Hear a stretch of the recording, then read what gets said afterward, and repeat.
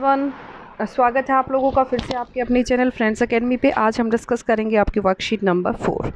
तो worksheet number 4 में हमने पढ़ना है त्रिभुज के बारे में। त्रिभुज को सर्वांग सम हम कब बोलेंगे? पहली बात तो सर्वांग सम का मतलब क्या होता है कि दो त्रिभुज जिनका बेटा क्षेत्रफल से लेके उनको देखने में भी एक जैसे, मतलब एक राइट एंगल है, एक अगर आपकी समबाहु त्रिभुज है तो दूसरी भी समबाहु होनी चाहिए, ठीक है, और उन दोनों का एरिया भी यानी कि क्षेत्रफल भी क्या हो, बराबर, तो उसको हम बोलेंगे सर्वांग सम।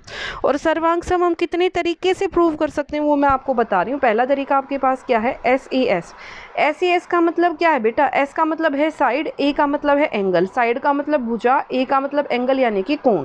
तो SAS दो त्रिभुज आपको दी हुई हैं और दोनों त्रिभुज की ये वाली साइड इसके इक्वल, ये वाली साइड इसके बराबर, ये वाली भुजा इसके बराबर, ये भुजा इसके बराबर, और उन्हीं दो भुजाओं के जो दो भुजा बराबर है उन्हीं के बीच का कोण अगर बराबर हो जाए तो बेटा उसको बोलेंगे SAS से। उसको हम क्या बोलेंगे? SAS से सर्वांग सम। ओके, आगे देखो, दो त्रिभुज सर्वांग सम। दूसरा तरीका क्या है? SSS यानी कि भुजा भुजा भुजा, यानी कि इसकी तीनों भुजा, इसकी ये भुजा इसकी इस भुजा के इक्वल, ये 3 है तो ये भी 3, ये 4 सेंटीमीटर है तो ये भी 4 सेंटीमीटर, ये 5 है तो ये भी 5 सेंटीमीटर। अगर ऐसी कंडीशन आपको दिखती है तो आप क्या लगा दोगे? भुजा भुजा भुजा नियम से ये क्या हो गई? सर्वांग सम। ASA का मतलब क्या है? जैसे मैंने आपको बताया था, दो त्रिभुज जिसमें इसमें नाम दिया हुआ ASA यानी कि कोण भुजा कोण। अब दो कोण बराबर होंगे, ये मान लो 60 है, ये आपका 60 है, ये आपका 70 है, ये आपका 70 है। दो कोण बराबर हो गए तो उन्हीं के बीच की जो साइड है ना, उन्हीं के बीच की जो भुजा है, अगर वो भी बराबर हो जाए तो उसको बोलेंगे बेटा कोण भुजा कोण। सर्वांग समता नियम से वो क्या हो गए? बराबर। अब आगे देखो, RHS हमारे पास क्या है? RHS यानी कि राइट हाइपोटेनियस साइड, यानी कि दो समकोण, ये समकोण त्रिभुज में होगा बेटा, इसके अलावा कहीं नहीं होगा।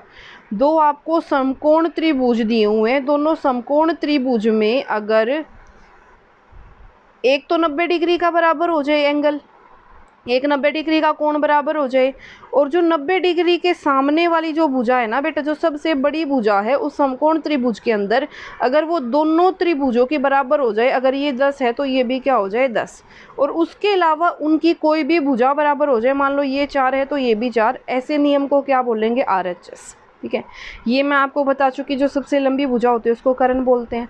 अब यहाँ पे देखो, इसने बोला मध्य बिंदु प्रमेय। मध्य बिंदु प्रमेय में क्या होता है बेटा? एक त्रिभुज में किन्हीं भी दो भुजाओं के बीच की बिंदु लूंगी, मध्य बिंदु लूंगी। AB का मध्य बिंदु E, AC का मध्य बिंदु F। अगर उनको जोड़ दूं तो बेटा जो ये है ये इसके क्या हो जाएगा? समानांतर। EF जो है वो समानांतर हो जाएगा किसके? BC के। EF किसके समानांतर हो जाएगा? BC के। ठीक है, अब उसने क्या बोला कि त्रिभुज PQR में PT मध्यिका है। यहाँ पे मध्यिका की डेफिनेशन आपको ये कह रही है, ध्यान से देखना। मध्यिका का मतलब क्या है?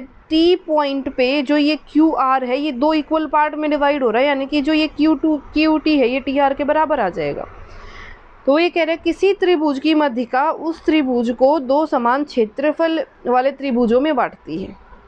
ठीक है, तो अगर मैं किसी भी त्रिभुज के किसी भी पॉइंट से, ठीक है, अगर एक लाइन सेगमेंट ड्रॉ करती हूँ और वो क्या करता है? सामने वाली भुजा को दो बराबर पार्टों में डिवाइड करता है, तो वो उसका मतलब क्या है? उसकी मध्यिका। दो आकृति सर्वांग सम कब होगी? जब उनका आकार और माप दोनों क्या हो? समान। ये आपको बता चुकी हूँ। किसी त्रिभुज के समान कोणों के सम्मुख भुजाएं। अब देखो, समान कोण का मतलब क्या है? अगर ये दोनों कोण बराबर हैं, ठीक है, तो इसके सामने वाली भुजा इसके सामने वाली भुजा के क्या होगी? बराबर होगी, यानी कि अगर ये 5 है तो ये भी कितनी होगी? 5 सेंटीमीटर। इसका उल्टा भी होता है बेटा। इसका उल्टा क्या कहता है कि अगर किसी त्रिभुज में दो भुजाएं बराबर हैं तो उनके सम्मुख कोण, यानी कि ये कोण इस कोण के क्या हो जाएगा? इक्वल। ये 60 आएगा तो ये भी कितना आएगा? 60। ठीक है, उसके बाद त्रिभुज का क्षेत्रफल कैसे निकालते हो? हाफ, यानी कि 1/2 गुना आधार गुना लंब। लंब होता है हमेशा जो सीधी लाइन होती है, स्ट्रेट लाइन होती है, यानी कि लंब वाली लाइन 90 डिग्री वाले की लाइन होती है। सर्वांग सम आकृतियाँ समान आकार की होती हैं और समान माप की होती हैं। समकोण त्रिभुज दी हुई है। समकोण त्रिभुज में आपके पास क्या लगता है, पाइथागोरस प्रमेय में क्या होता है, जो सबसे बड़ा है बेटा उसका वर्ग हमेशा बड़ा होता है बाकी दोनों के वर्ग के जोड़ के। तो करके देख लो क्या ये बराबर है। तो ये आ गया 25, ये भी आ गया 9 और ये आ गया 16। तो 25 बराबर 25 आ गया। यही तो आपने प्रूव करना था। ठीक है, अब आगे देखो, दी गई आकृति में ई जो है वो एक्स वाई का मध्य बिंदु है, ई एक्स वाई का मध्य बिंदु है और ई एफ जो है इसके समानांतर भी है। तो एफ भी बेटा क्या होगा, एक्स वाई एक्स जेड का मध्य बिंदु। तो यहाँ पे लिखोगे एफ जो है एफ एक्स वाई का मध्य बिंदु है। मैं दोबारा लिख रही हूँ यहाँ पे, एफ एक्स वाई का मध्य बिंदु है, मध्य बिंदु है। अगर ये मध्य बिंदु है तो बेटा आपने एक चीज़ का ध्यान रखना है, जो एक्स एफ होगा वो आधा हो जाएगा किसका, एक्स जेड का। और एक्स जेड कितना दिया हुआ है 7, तो 7/2 कितना आ जाएगा 3.5 सेंटीमीटर। उसके बाद वो कह रहा है मध्यिका को परिभाषित कीजिए। तो मध्यिका बेटा क्या करती है, मध्यिका एक ऐसी लाइन जो त्रिभुज को दो समान क्षेत्रफल वाले त्रिभुजों में बांट दे। तो यहाँ से मैं इसका उल्टा बना रही हूँ, एक ऐसी लाइन जो एक त्रिभुज को दो समान क्षेत्रफल वाले त्रिभुजों में बांट दे। यहाँ पे बता रही हूँ, एक ऐसी लाइन जो एक त्रिभुज को दो समान क्षेत्रफल वाले त्रिभुजों में बांट दे, उसको क्या बोलते हैं, मध्यिका। ठीक है, तो बेटा ये थी आपकी worksheet number 4। I hope it is clear to you and if you like it then please like, subscribe, share. Thank you so much.